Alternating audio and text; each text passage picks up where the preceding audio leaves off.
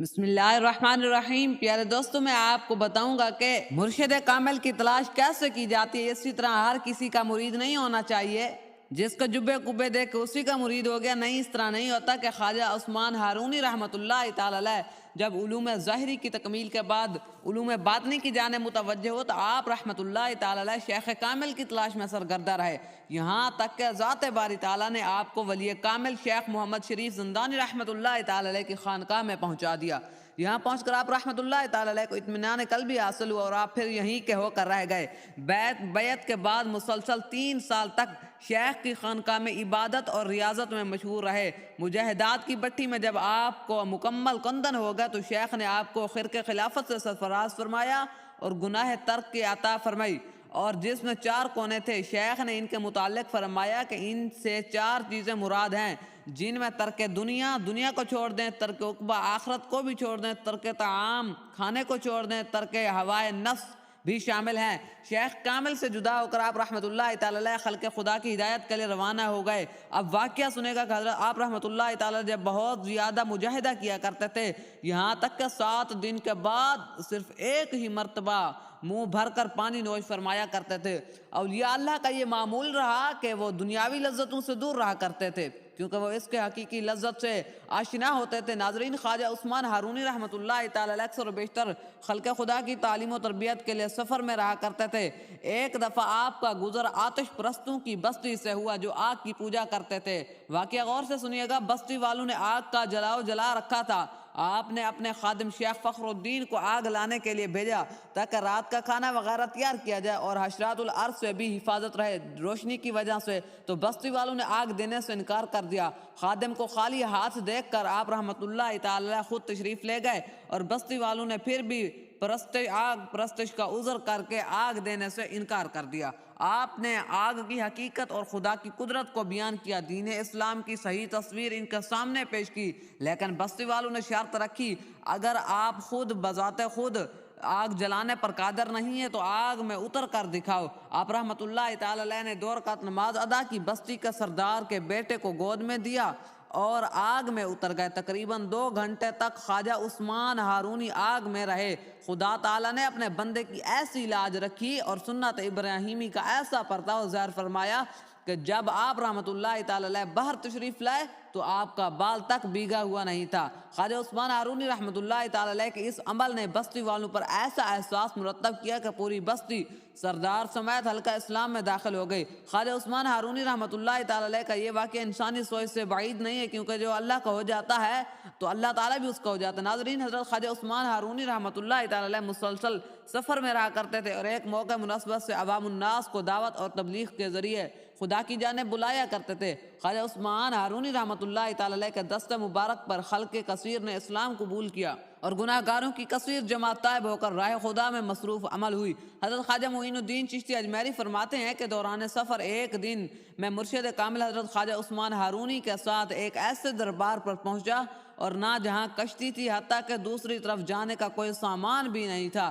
مرشد برحق نے مجھ سے فرمایا کہ آنکھ بند کر لو۔ تھوڑی دیر بعد فرمایا آنکھ کھول لو۔ جب میں نے آنکھ کھول کر دیکھا تو ہم دونوں دریا کے دوسری جانب تھے۔ مجھے یہ پتہ بھی نہ چل سکا کہ ہم نے کیسے اس کو عبور کیا ہے، کیسے پار کیا۔ ایک مرتبہ خواجہ عثمان ہارونی رحمۃ اللہ تعالی علیہ کی مجلس میں ایک شخص حاضر ہوا۔ پیارے دوستو، جتنی تصاویر آپ نے دیکھی آگے دیکھیں گے، یہ ان بزرگان دین کی نہیں ہے بلکہ ویسے ہی لگا دی جاتی ہیں۔ اگر آپ ان کو بزرگوں کی تصویریں تصور کریں گے تو آپ خود ہی گناہ گار ہوں گے۔ عرض کرنے لگا کہ 40 سال سے میرا لڑکا غائب ہے اور اس کے کچھ خبر نہیں کہ وہ کہاں ہے۔ مرشد پاک اس جانب کوئی توجہ فرمائے۔ جب خواجہ عثمان ہارونی رحمۃ اللہ تعالی علیہ نے مراقبے میں سر جھکا لیا اور تھوڑی دیر بعد فرمایا، تیرا لڑکا مکان پر ہے، آ چکا ہے۔ جب وہ شخص گھر پہنچا تو لڑکے کو موجود پایا، فوراً ہی لڑکے کو لے کر خواجہ صاحب کی بارگاہ میں حاضر ہوا اور شکریہ ادا کیا۔ حاضرین نے اس لڑکے سے ماجرا پوچھا تو اس نے کہا کہ میں ایک جزیرے میں شیطانوں کی قید میں تھا۔ ایک بزرگ جن کی صورت خواجہ عثمان ہارونی جیسی ملتی جلتی تھی میرے پاس تشریف لائے اور فرمانے لگے کہ اٹھ اور میرے پیر پر اپنا پیر رکھ اور اپنی آنکھ بند کر لے۔ چنانچہ میں نے ایسا ہی کیا اور پھر میں نے اپنی آنکھ کھولی تو خود کو اپنے مکان پر موجود پایا۔ ناظرین، ایک مرتبہ ایک مقام پر 70 جاہلوں کی ایک مجلس گرم تھی اور اسی طرح آدھی رات گزر گئی۔ وہاں حضرت خواجہ عثمان ہارونی رحمۃ اللہ تعالی علیہ کی کرامتوں کا ذکر چھڑ گیا۔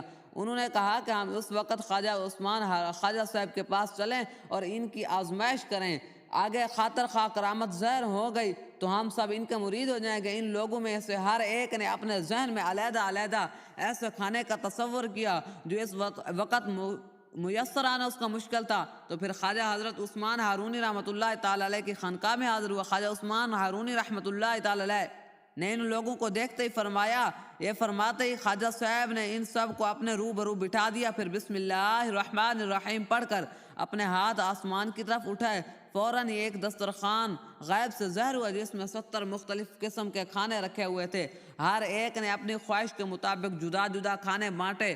جب ان جاہلوں نے آپ رحمۃ اللہ تعالی علیہ کی یہ روشن کرامت دیکھی تو دل اور جان سے مرید ہو گئے اور ظاہری و باطنی کمالات سے بہرہ ور ہوئے، اور حضرت خواجہ عثمان ہارونی رحمۃ اللہ تعالی علیہ کی عمر کا ایک بڑا حصہ ولایت کی تکمیل، اللہ رب العزت کی بنائی ہوئی کائنات کے مشاہدے اور علم شریعت اور طریقت کی تحصیل کے لیے سفر میں گزرا۔ ان اسفار میں آپ رحمۃ اللہ تعالی علیہ اپنے چہیتے اور لاڈلے خلیفہ خواجہ معین الدین چشتی اجمیری کو بھی ساتھ میں رکھا۔ ناظرین، خواجہ عثمان ہارونی رحمۃ اللہ تعالی علیہ کے پیر و مرشد خواجہ شریف زندانی چشتی رحمۃ اللہ تعالی علیہ نے ایک دن خواجہ صاحب سے فرمایا، کل مجھ پر ایک خاص کیفیت وارد ہوگی، اس وقت جو بھی مجھے دیکھ لے گا وہ جنتی ہو جائے گا، لیکن یاد رکھنا کسی کو بتانا نہیں ہے۔ اگر یہ بات کسی کو بتائی تو یہ یاد رکھنا کہ وہ شخص تو جنتی ہو جائیں گے لیکن تمہارے لیے اس کا الٹ ہو جائے گا، مطلب یہ کہ تم دوزخی ہو جاؤ گے۔ خواجہ عثمان ہارونی رحمۃ اللہ تعالی علیہ نے فرمایا، مرشد اگر اجازت ہو تو اپنے پیارے مرید خواجہ معین الدین چشتی اجمیری کو بتا دوں؟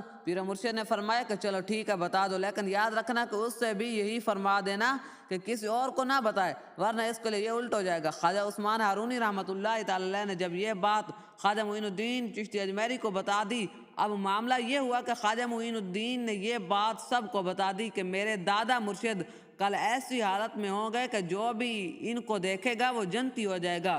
اگلے دن جب خواجہ حاجی شریف زندانی رحمۃ اللہ تعالی علیہ پر وہ حالت طاری ہوئی تو کیا دیکھا کہ آپ کے گھر کے 12,000 لوگوں کا جمع غفیر آیا ہوا ہے اور حضرت خواجہ شریف زندانی رحمۃ اللہ تعالی علیہ کی زیارت کر رہا ہے۔ آپ نے خواجہ عثمان ہارونی رحمۃ اللہ تعالی علیہ سے فرمایا کہ یہ کس نے لوگوں کو بتایا؟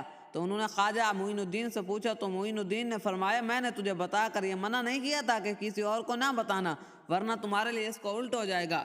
اس پر خواجہ معین الدین چشتی نے فرمایا، سرکار اگر میرے دوزخ میں جانے سے ہزاروں لوگ آپ کی زیارت کر کے جنت میں چلے جائیں تو یہ سودا تو منافع بخش ہے نا، مجھے ایک کے دوزخ میں چلے جانے سے ہزاروں لوگوں کی بخشش ہو جائے تو کیا اور کیا چاہیے؟ اس پر خواجہ حاجی شریف زندانی رحمۃ اللہ تعالی علیہ نے فرمایا، سبحان اللہ معین الدین، تو نے کیا بات کہہ دی ہے، تو وہ جتنے جنتی ہیں تو جنتی ہے اور تو غریب نواز ہے، جو وہاں سے حضرت خواجہ معین الدین چشتی رحمۃ اللہ تعالی علیہ غریب نواز مشہور ہوئے۔ ناظرین، ایک مرتبہ بادشاہ وقت نے حضرت خواجہ عثمان ہارونی رحمۃ اللہ تعالی علیہ کو سماعت سننے سے منع کر دیا، بلکہ شہر کے تمام قوالوں کو حکم دے دیا کہ اگر کوئی قوال کسی مجلس میں سماع کرے گا تو اسے قتل کر دیا جائے گا۔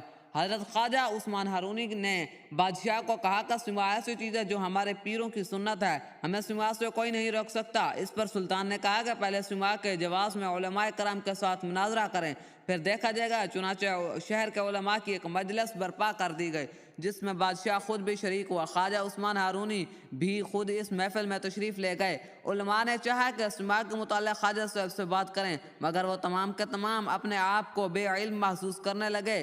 جو کچھ وہ جانتے تھے ان کے حافظے سے محو ہو چکا تھا، حتیٰ کہ الف سے لے کر یہ تک تمام حروف بھی بھول گئے۔ بادشاہ نے بڑا زور لگایا کہ علماء بات کریں، مگر وہ گفتگو سے عاجز نظر آتے تھے۔ آخر اس کے بغیر چارہ کار نہیں تھا کہ انہیں اپنی شکست کا اعتراف کرنا پڑے، اور وہ آہوزاری کرنے لگ گئے کہ یہ منظر دیکھ کر علماء کہنے لگے کہ اے خواجہ عثمان خدا را، ہماری عمر کا حاصل شدہ علم برباد نہ کیا جائے، آپ بزرگ ہیں اور سخی ہیں، ہمارے حال پر رحم کریں، اپنی نظر عنایت سے ہمارے علوم کو زندہ کر دیں۔ ان کی درخواست پر خواجہ عثمان ہارونی نے ان کے گم شدہ علوم کو تو لٹا دیا بلکہ ان پر باطنی علوم کے دروازے بھی کھول دیے۔ اس واقعے کو دیکھ کر تمام علماء کرام حضرات خواجہ عثمان ہارونی رحمۃ اللہ تعالی علیہ کے مرید ہو گئے۔ بادشاہ بھی پشیمان ہوا اور معذرت کرنے لگا، پھر اس کے بعد اس نے کبھی سماع کی ممانعت نہیں کی۔ حضرت خواجہ عثمان ہارونی رحمۃ اللہ تعالی علیہ کی پیدائش 526 ہجری میں نیشاپور کے علاقے میں مقام ہارون میں ہوئی۔ آپ رحمۃ اللہ تعالی علیہ کا نام عثمان، کنیت ابو نور اور لقب شیخ الاسلام تھا۔ آپ رحمۃ اللہ تعالی علیہ کا سلسلہ نسب چاند واسطوں سے خلیفہ چہارم حضرت سیدنا علی المرتضیٰ شیر خدا سے جا ملتا ہے۔ اس زمانے میں نیشاپور اصحاب فضل و کمال کی بستی کے طور پر عالم اسلام میں متعارف تھا اور چاروں طرف سے علم دین کے پیاس سے اپنی صحراؤں کے لیے اس شہر کا رخ کیا کرتے تھے۔ خواجہ عثمان ہارونی رحمۃ اللہ تعالی علیہ نے ابتدائی تعلیم اپنے والد ماجد سے حاصل کی اور آپ کے والد ماجد علاقے کے جید عالم دین اور مشہور بزرگ تھے، جن کا حلقہ درس عوام اور خاص اور اہل علم کے نزدیک مشہور اور معروف تھا۔ تشنیگان علوم کی تمام کثیر جماعت استفادے کے لیے ہر وقت موجود رہا کرتی تھی۔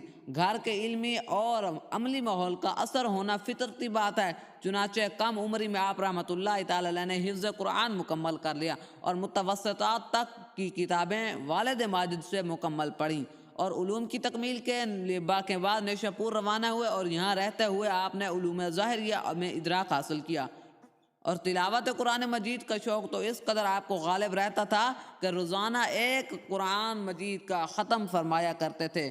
تو اللہ تعالیٰ ہمیں بھی ماہ رمضان المبارک کا صدقہ ہمیں بھی اللہ تعالیٰ اسی طرح قرآن مجید سے محبت عطا فرمائے۔ دوستو اگر ویڈیو آپ کو پسند آئی ہو تو ویڈیو کو لائک کیجئے گا، چینل کو ضرور سبسکرائب کر جائیے گا۔ جزاک اللہ۔